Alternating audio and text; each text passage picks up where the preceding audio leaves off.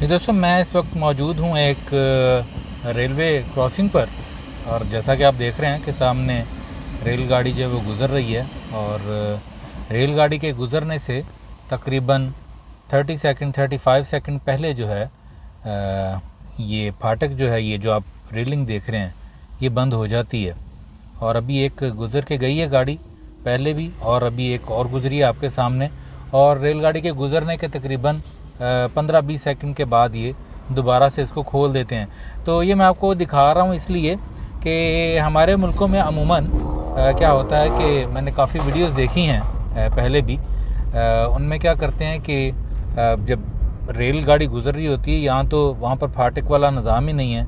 और अगर हैं भी तो वो इस किस्म का रिस्क लेते हैं लोग कि फाटक के नीचे से गुज़र रहे हैं अपनी मोटर बाइक्स को लेकर या साइकिलों को लेकर, या जो पैदल हजरात हैं वो बहुत बड़ा रिस्क अपनी जान का ये लेते हैं कि फाटक को लांघने की कोशिश करते हैं।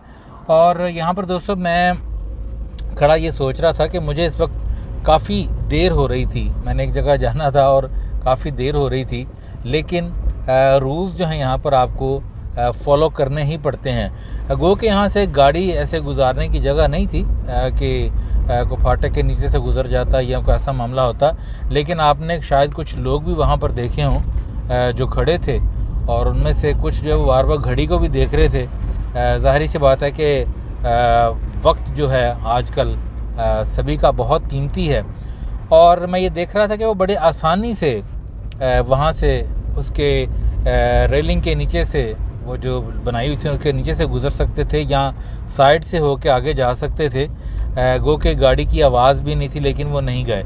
तो दोस्तों ये चीज़ जो है वो ज़रूर मद्देनज़र रखिए कि जब कभी भी जहाँ कहीं भी आपको कवानीन की पासदारी करनी पड़े, खा वो ट्रैफिक लाइट हो या और ज़िंदगी के मामलात हों, तो वो ज़रूर कीजिए। और दोस्तों हमारा मज़हब भी हमें यही सिखाता है। बेसिकली नमाज भी अगर आप देखें तो नमाज भी हमें यही दर्स दे रही होती है कि एक कानून है, एक लॉ है जिसे आपने फॉलो करना है और किस तरह करना है, वो सारी चीज़ें बताई गई हैं। तो ये दुनियावी एतबार से भी अगर हम देखें तो ये जितनी भी इस तरह की चीज़ें या इस तरह के रूल्स बनाए जाते हैं, कवानीन बनाए जाते हैं, तो इंसान के ही सहूलत के लिए बनाए जाते हैं। हाँ, इसमें ये बात कि बहुत से लोग ये एतराज़ कर सकते हैं कि भाई कैसा कानून, कौन सा कानून कोई फॉलो नहीं करता। तो दोस्तों ये बात है कि मैं हमेशा कहा करता हूँ कि कवानीन भी लोगों से ही बनते हैं। और जिस तरह हमारे वतन पाकिस्तान को लोग जो हैं वो ये कहकर कि भाई पाकिस्तान में तो कोई कानून ही नहीं है और पाकिस्तान में तो ये चीज़ नहीं है या पाकिस्तान में वो चीज़ नहीं है।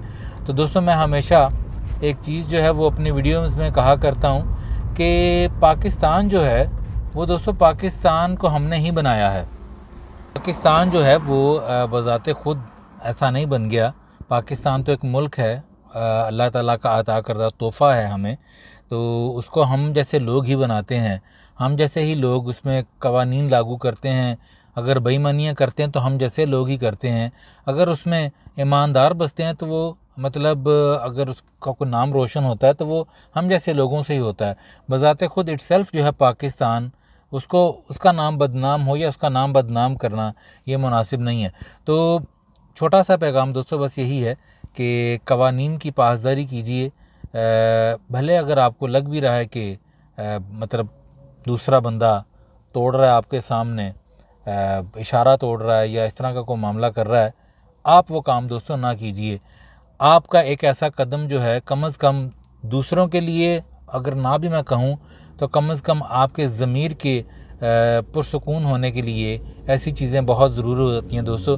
अगर आप कोई ऐसा काम कर जाएं जो कि नहीं करने वाला, तो अगर आपका ज़मीर थोड़ा सा भी ज़िंदा है तो वो आपको मलामत करता रहता है।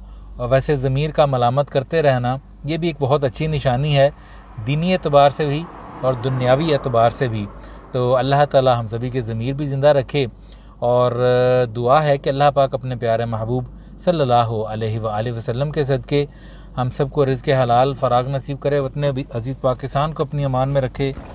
जो जहाँ जहाँ ये वीडियो देख रहा है सबका भला, सबकी खैर।